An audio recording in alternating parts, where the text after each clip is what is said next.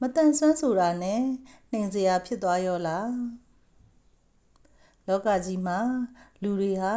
သူတို့နဲ့မတူကွဲပြားတာရှိနေရင်ဖယ်ကျင်တတ်ကြတယ်မျက်စိအမြင်အာရုံချွတ်တဲ့နေရင်အကန်းလို့သူတို့ခေါ်ကြတယ်နားအကြားအာရုံချွတ်တဲ့နေရင်နှပင်းလို့ခေါ်ကြတယ်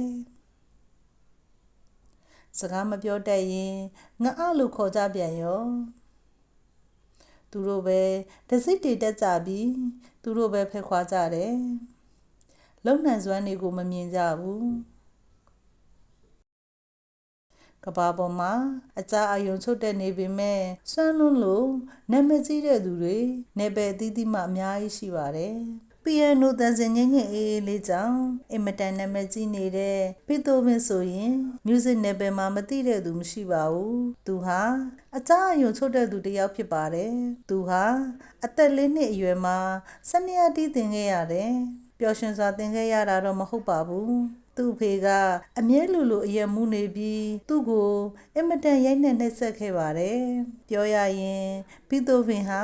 ငယ်ဘဝမှာဖခင်ဖြစ်သူရဲ့အိမ်တွင်းစံဖက်မှုတံကိုခံခဲ့ရတာပဲဖြစ်ပါတယ်အသက်20အရွယ်မှာအတန်ကြားနိုင်စွမ်းစတင်ပျောက်ဆုံးလာခဲ့ပြီးအသက်44နှစ်အရောက်မှာတော့အကြားအာရုံလုံးဝကိုပျောက်သွားခဲ့ပါတယ်ဒါပေမဲ့သူဟာနာမည်အကြီးဆုံးတေးဆရာတစ်ယောက်ဖြစ်ပြီးသူရဲ့အကျော်ကြားဆုံးတေးသွားဖြစ်တဲ့နိုင်ဆန်ဖူမီကိုနားလုံးဝမကြားတော့တဲ့အချိန်မှာရေးခဲ့တာပဲဖြစ်ပါတယ်အကြားအာရုံချွတ်တဲ့ခြင်းကသူ့ရဲ့ရည်မှန်းချက်တွေကိုဖျက်ဆီးပစ်ဖို့တော့မတက်နိုင်ခဲ့ပါဘူးဘီတိုဗင်ရဲ့အောင်မြင်မှုဟာဒီနေ့ဒီအချိန်ထိအရှိန်ကြီးကြီးရှိနေသေးပါ